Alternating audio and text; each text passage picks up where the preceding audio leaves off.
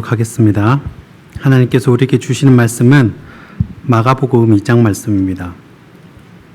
마가복음 2장 13절에서 17절까지 말씀입니다. 마가복음 2장 13절에서 17절까지 말씀, 제가 먼저 한 절 읽고 한 절씩 교독하도록 하겠습니다. 마가복음 2장 13절에서 17절까지 말씀입니다. 제가 먼저 읽겠습니다. 예수께서 다시 바닷가에 나가심에 큰 무리가 나왔거늘 예수께서 그들을 가르치시니라. 또 지나가시다가 알피오의 아들 레위가 세간에 앉아 있는 것을 보시고 그에게 이르시되 나를 따르라 하시니 일어나 따르니라. 그의 집에 앉아 잡수실 때에 많은 세리와 죄인들이 예수와 그의 제자들과 함께 앉았으니 이는 그러한 사람들이 많이 있어서 예수를 따름이러라. 바리새인의 서기관들이 예수께서 죄인 및 세리들과 함께 잡수시는 것을 보고 그의 제자들에게 이르되 어찌하여 서리 및 죄인들과 함께 먹는가? 함께 읽겠습니다. 예수께서 들으시고 그들에게 이르시되 건강한 자에게는 의사가 쓸데없고 병든 자에게라야 쓸데있느니라. 나는 의인을 부르러 온 것이 아니요 죄인을 부르러 왔노라 하시니라. 아멘. 하나님의 말씀입니다. 네, 오늘은 마지막 때 그리스도인 8번째 시간입니다. 부르시니 따르시니 따르는 이, 부르시니 따르는 이라는 제목으로 말씀을 전하도록 하겠습니다. 요즘 중소기업이든 대기업이든 어려운 기업들이 많아지고 있습니다. 그 중에서도 또 나름 분전을 하고 잘 되는 그런 기업들도 있습니다. 그런데 어느 회사든요 1년, 2년은 어느 정도 잘 버티는 것 같습니다. 그런데 기업이 10년을 버티고 또 20년을 버티고 100년간은 기업을 만들기 위해서, 그런 조직을 만들기 위해서 여러분 무엇에 집중을 해야겠습니까? 보통 상품이 좋아야 된다, 그리고 기술이 좋아야 한다, 이렇게 이야기를 합니다. 이 짐 콜린스가 적은 좋은 기업을 넘어 위대한 기업으로라는 책이 있습니다. 사실 이게 10년도 더 된 책인데요. 이 책 내용을 보면 이런 내용이 있습니다. 위대한 기업은 시장이나 기술, 상품에서 성장 동력을 찾지 않는다. 그 모든 것 위에 단 한 가지, 우수한 사람들을 확보하고 붙들어 놓는 능력으로부터 찾는다. 이렇게 되어 있습니다. 이 짐 콜린스의 책은요, 이 우리나라의 삼성이라는 기업의 채용 방법에도 영향을 끼친 듯합니다. 이 책을 보고 이 25년 동안 이 삼성에서 몸담았던 이 가재산 씨라고 하는 분이 이 책을 쓰셨어요. 짐 콜린스의 내용이 상당수 들어가 있습니다. 제목이 10년 후 무엇을 먹고 살 것인가 라는 제목이에요. 이 책에는요, 삼성의 인재경영 10계명이 들어가 있습니다. 이제 포커스를 제품이 아니라, 상품이 아니라, 기술이 아니라 이 사람, 인재를 양성하는데 두는데 그 10계명을 이렇게 그 책에 적어놨어요. 제가 읽어보니까 아무래도 이 짐 콜린스가 적은 책의 내용과 비슷하게 흘러갔습니다. 이 삼성의 인재 채용 전략이 이렇습니다. 사실 모든 조직에도 해당이 되는 내용이라고 생각을 해서 책의 내용을 좀 발췌를 해왔습니다. 이 사장은 인재 채용에 목숨을 걸어야 한다. 인재가 없다고 탓하지 말고 키워라.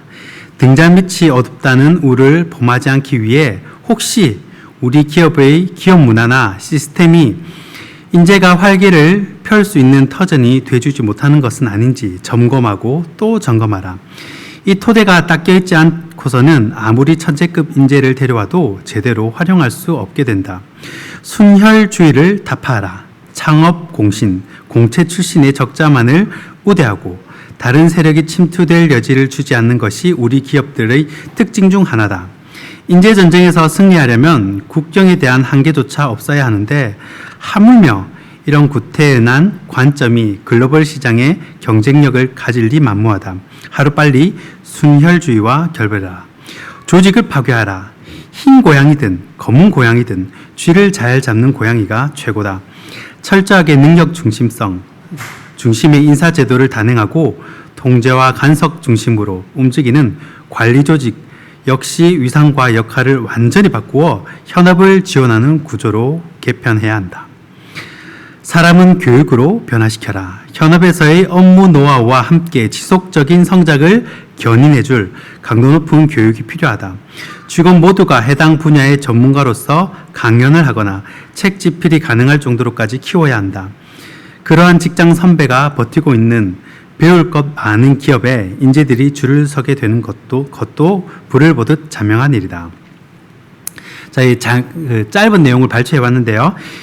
이런 인재 경영을 외치면서 이 10년 전부터 이 삼성은 인재를 모으는데 집중한 결과 지금 이 책이 나온 지 이 삼성가의 사람이 적었으니까 10몇 년 전에 이 책이 나온 지 10년이 더 지났는데 지금 돌아보면 삼성이 더 단단해진 것 같은 느낌이 듭니다. 여러분, 예수님이 이 땅에 오셨습니다. 예수님의 목적은요, 하나님 나라, 하나님의 나라를 완성하는 일이며 또 이 일을 위해서 동역자를 찾으셨습니다. 여러분, 예수님의 인재 채용 방법은 어떠했겠습니까? 이 조직을 운영하고 또 인재를 키우고 나아가 이 세계 복음화를 위해서는 어떤 사람을 뽑느냐가 사실 굉장히 중요할 것입니다. 그렇다고 내가 뽑는데 또 상대방이 안 온다 할 수도 있잖아요. 그러면 또 그런 것도 어쩔 수가 없는 겁니다. 그래서 오늘 제목을 부르시니 그리고 따르는 이라고 정했습니다. 인재 등용도 중요하지만 또 따라가는 입장에서 리더를 알아보고 또 그 부르심에 순응하는 것도 굉장히 중요하기 때문입니다. 그래서 오늘은 이 두 가지 측면에서 오늘 말씀을 상고해 보고자 합니다. 첫 번째는 부르시니입니다. 이 마가복음 스토리는요, 굉장히 스피디하게 진행됩니다. 오늘 레위를 부른 내용도요, 사실 마태복음에는 9장쯤 가야 나오고요, 그리고 누가복음에는 한 5장쯤 가야 나오는 내용입니다. 그런데 이 마가복음에서는 1장에서 벌써 예수님이 태어나시고 자라시고 그리고 성인이 돼서 병자들을 고치시는 장면까지 다 포함되어 있습니다. 이 말은 무슨 말이냐면 이 앞부분은 빨리 지나가고 이 뒷부분에 중요한 할 얘기가 있다는 거예요. 또 하나, 이 마가는요, 이 기적, 예수님이 일으키는 어떤 기적, 이적 이런 것에는 크게 관심이 없었습니다. 예수님의 죽으심, 부활, 그 십자가를 전하고 싶었던 거지. 실제로 미드라시나 전승에 의하면요, 사람들이 예수님을 놀렸대요. 어릴 적에 어린 예수님한테 야, 네가 하나님의 아들이라며 동정녀의 아들이라며 이러면서 놀리면서 새를 만들어 가지고 날아가게 해봐 이렇게 얘기를 했답니다. 그러면 실제로 예수님이 이렇게 새를 나무를 이렇게 깎아 가지고요, 이렇게 후 불면 진짜 새가 돼서 날아갔대요.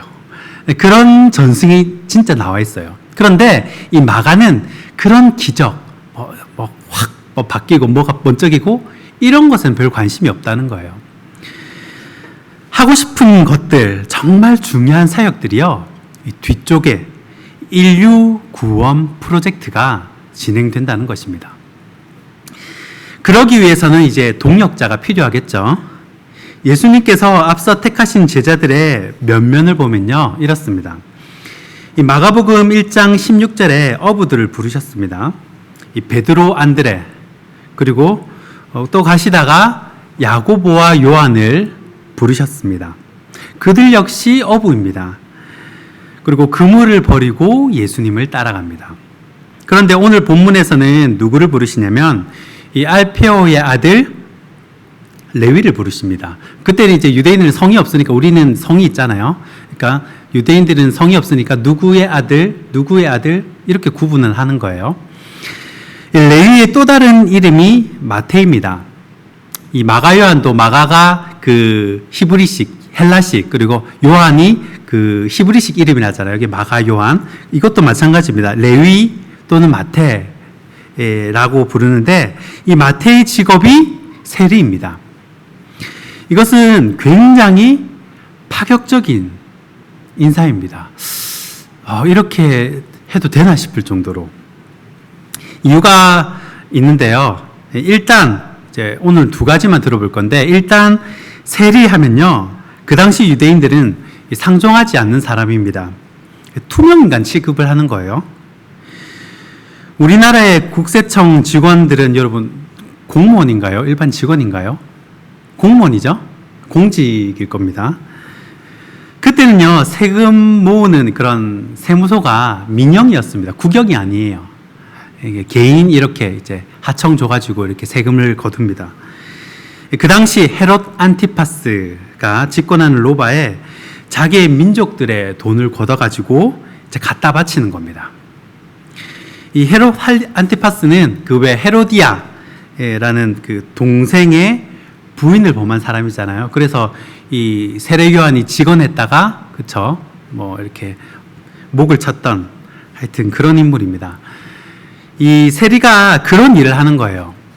그래서 로마가 뭐 어느 지역, 너희 지역은 징수액을 얼마 바쳐라, 또 너희 지역은 징수액을 얼마 바쳐라, 이렇게 할당량을 주면요, 이 사람들이, 세리들이 돈을 걷어서 그 돈을 로마에 갖다 바치는 겁니다.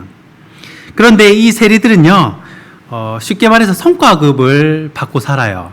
이 로마로부터 따로 받는 월급이 없습니다. 게다가 이렇게 돈을 모았는데 그 로마가 요구한 징수액이 엄청나게 커버리고 갑자기 뭐 올린다든지 그럴 수가 있잖아요. 그렇게 징수액이 모자라게 되면요, 자기 돈으로 그걸 메꿔야 돼요. 아니면 뭐 로마한테 죽으니까. 그런데 여러분, 로마가 종주국이고, 그리고 유대가, 이스라엘이 속국인데, 이 뭐 요구하는 그 금액을 조금만 요구하겠습니까? 징수 금액을 많이 요구하겠습니까? 당연히 많이 요구하겠죠. 그러면 세리도 자기 가족하고 먹고 살아야 되잖아요.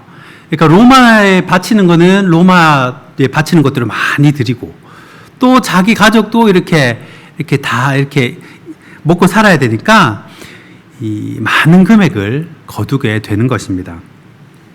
그런데 이 세금의 문제가 뭐냐면요, 인두세라는 거예요. 인두세. 그러니까 사람이 사람 머리 숫자대로 이렇게 거두는 건데, 개인의 납세 능력을 전혀 고려하지 않고, 니는 돈 많이 버니까 많이 내라, 너는 조금 버니까 조금, 이게 아니에요. 그냥 눈 붙은 사람에게는 돈을 다 받는 겁니다. 그러니까 일률적으로 다 똑같이 세금을 매기는 거예요. 그러니까 가난하고 힘든 사람들은요, 세금 내면 먹고 살 게 없는 겁니다. 심지어는 뭐 세금 낼 돈조차 없는 거예요. 여러분, 그렇다고 뭐 로마가 봐주겠습니까? 이 세리들은요, 보통 이제 본인들이 직접 이렇게 돈을 거두러 다니지 않고 청부업자를 통해서 돈을 거둡니다. 이 헤롯 왕실을 위한 세금이라서 이런 것이 가능한 것입니다. 게다가 과징, 이 무리해서 돈을 거두게 됩니다. 그래서 이 세리의 별명이 뭐 도둑놈, 뭐 사기꾼, 매국노, 이런 소리를 듣게 되는 것입니다. 그러니까 세리는 부정하다고 해서요, 세리와는 같이 회당도 못 들어갑니다. 부정한 사람이기 때문에. 누가복음 여러분 19장에 보면 삭개오 이야기가 나옵니다. 여러분, 삭개오의 직업이 무엇인가요? 예? 예, 삭개오의 직업이 세리인데요, 그냥 세리가 아니고 세리장이에요.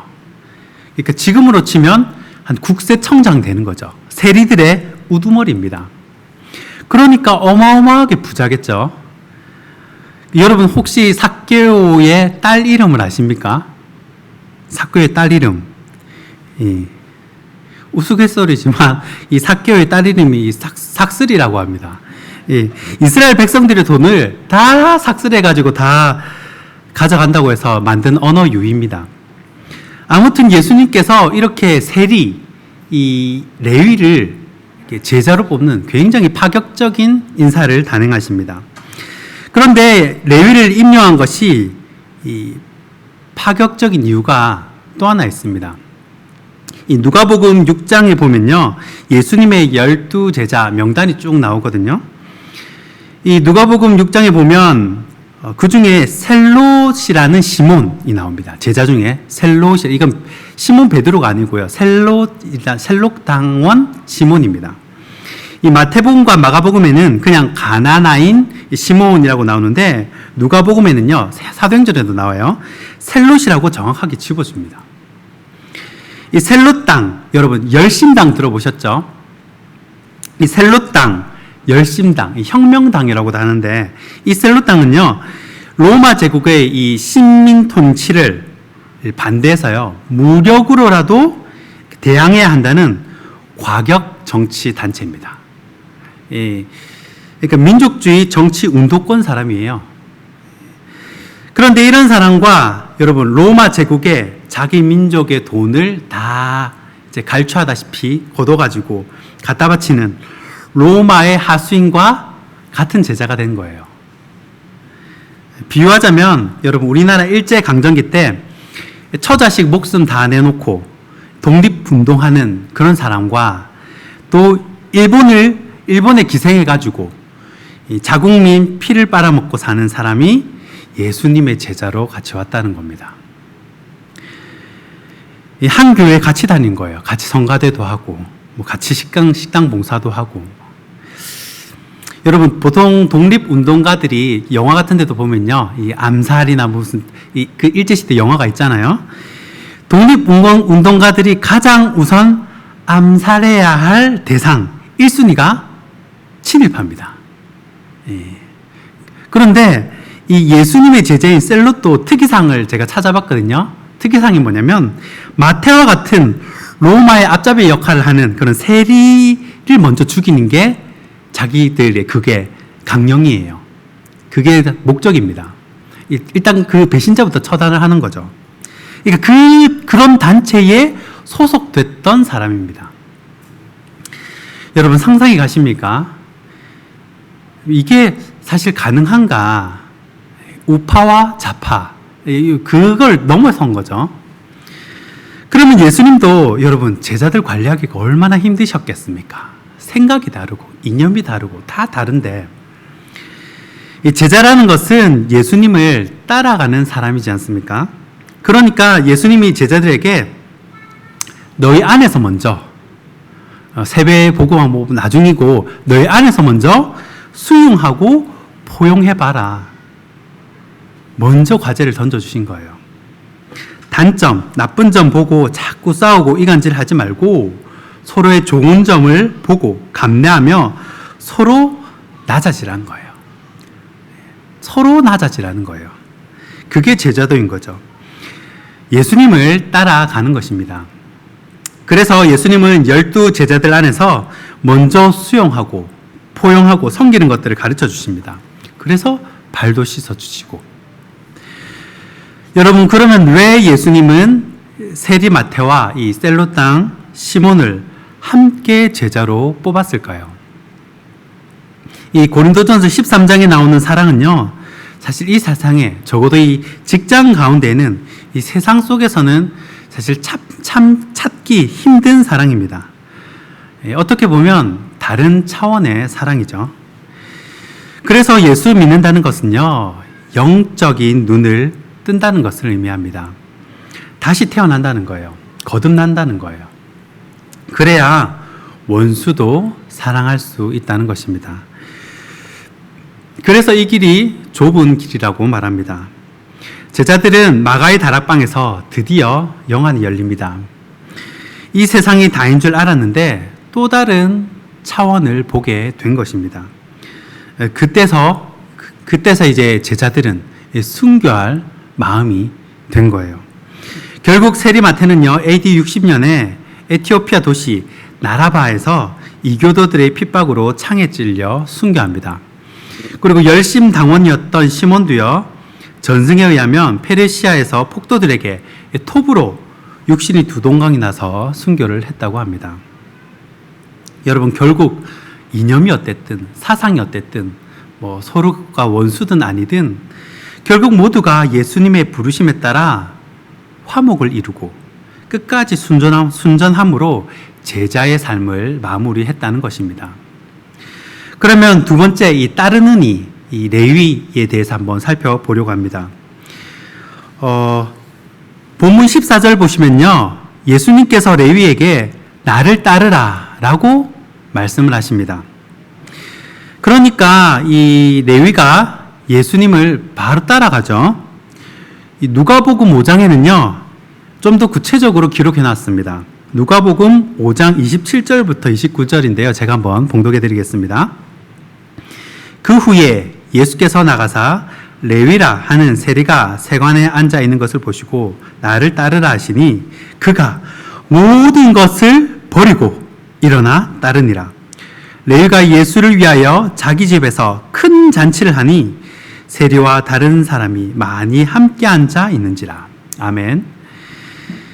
자, 이게 참 놀라운 장면입니다. 굉장히 놀라운 장면이죠. 레위는 세리로서 잘 먹고 잘 살았습니다. 뭐 아쉬울 게 없어요. 부족한 게 없습니다. 물질적으로는 조금도 아쉬울 게 없는 삶을 살았습니다. 그런데 이 레위가 모든 것을 버리고 예수님을 따른다. 여러분, 이게 보통 정신으로 가능한 것이겠습니까? 마가복음 1장 16절에 베드로와 안드레를 부를 때도 마찬가지입니다.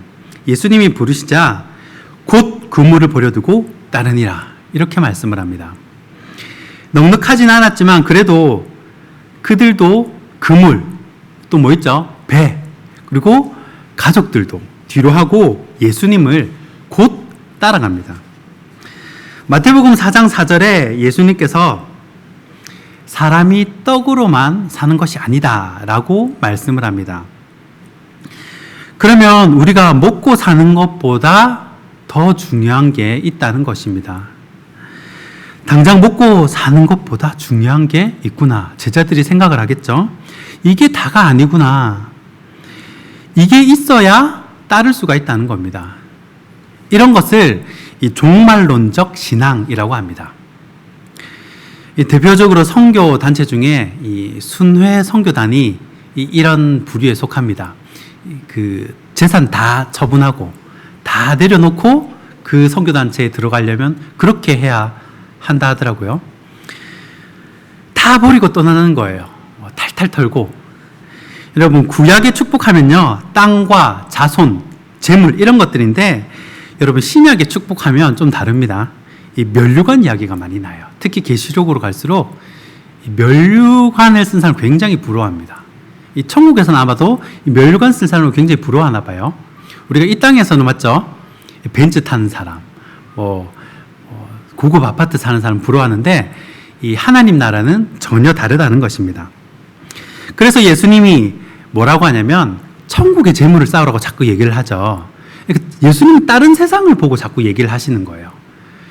우리가 아는 세상은 맞죠? 한 푼이라도 아끼고 이 땅에서 좀 어떻게 잘 살까? 어떻게 하면 로마의 압제에서 벗어날까? 그 생각에 다 가득한데 예수님은 뭐 로마의 압전이 이념이니 이런 게 전혀 관심이 없는 듯해요.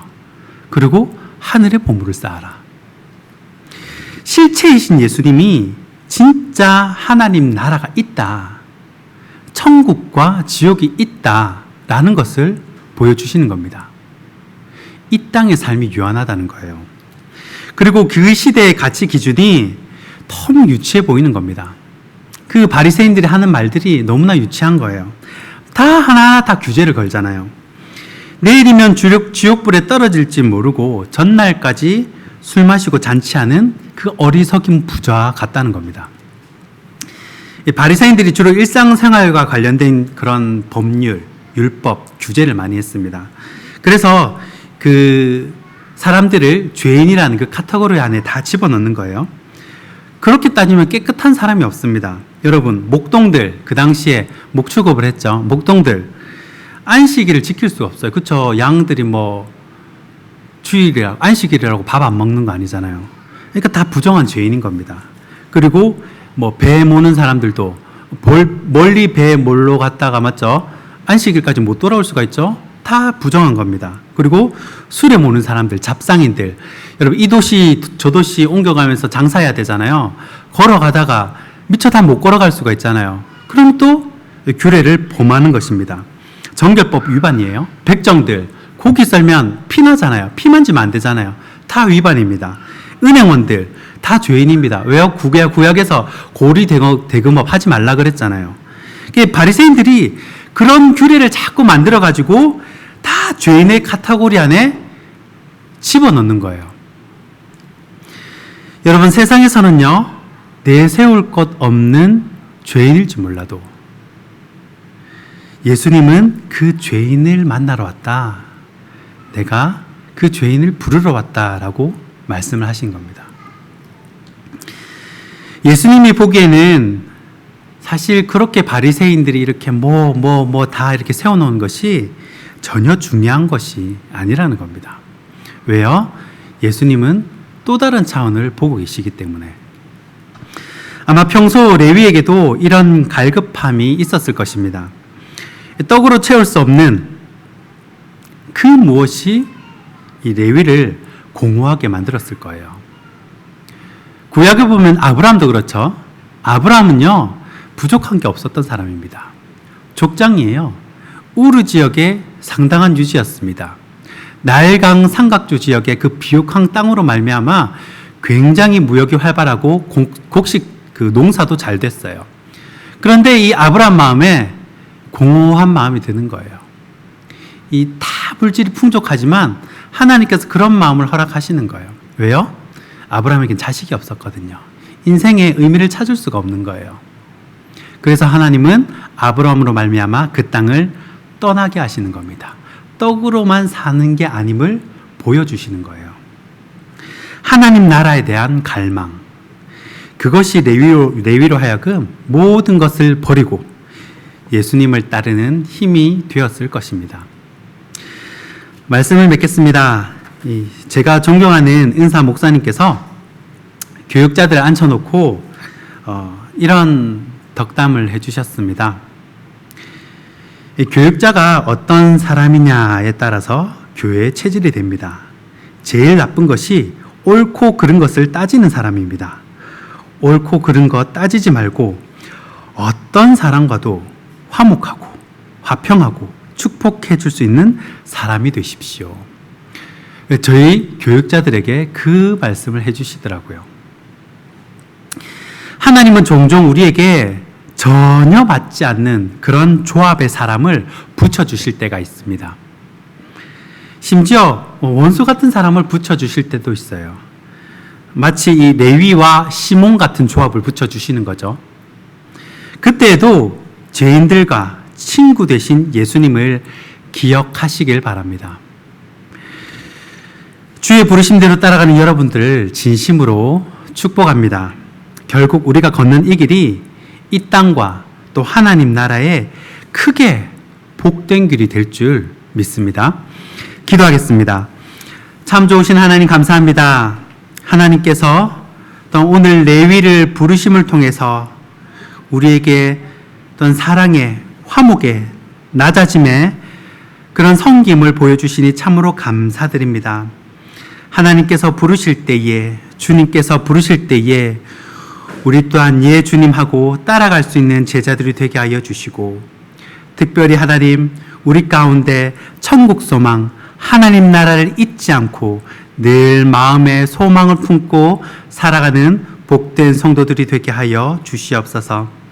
하나님, 이 시간 수요일 저녁 시간을 내어 이 자리에 나온 우리 모든 성도분들을 주님께서 특별히 귀하게 여기시고 한 사람 한 사람 신방하여 주셔서 하나님께서 늘 동행하는 형통의 축복이 있게 하여 주시옵소서. 또한 이제 대면 예배를 시작합니다. 하나님, 이 땅의 교회들을 살피시고 주님 주의 촛대가 꺼지지 않도록 늘 감찰하여 주시옵소서. 특별히 우리 부산 신성교회가 이 마지막 때에 주님께 귀하게 쓰임받는 교회가 될 수 있도록 주님 이 교회를 이끌어가 주시고 사용하여 주시옵소서. 하나님, 우리 교회 환우들이 있습니다. 하나님 불쌍히 여기시사 주님 찾아가시고 치유의 하나님을 만나는 복된 시간 되게 하여 주시옵소서. 말씀을 마치고 예배를 마치고 돌아가는 시간입니다. 가는 발걸음, 오는 발걸음 지켜주시고 이 코로나로부터 세상의 모든 질병으로부터 우리 성도들을 안전하게 주님 지켜보호하여 주시옵소서. 감사드리며 모든 말씀 예수님 이름으로 기도하옵나이다.